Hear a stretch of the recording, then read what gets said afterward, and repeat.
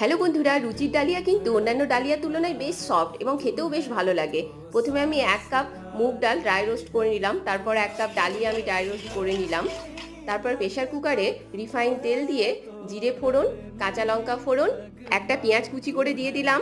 তারপর দিয়ে দিলাম একটা টমেটো, দিয়ে মিক্স করে নিয়ে পরিমাণ মতো হলুদ, লবণ দিয়ে ড্রাই রোস্ট করে ধুয়ে রাখা মুগ ডাল এবং ডালিয়া আমি দিয়ে দিলাম। তারপরে কিছুক্ষণ মিক্স করে নিয়ে 4 কাপের মতো জল আমি দিয়েছি। তবে প্রেসার কুকারের ঢাকনা আমি লাগাবো না।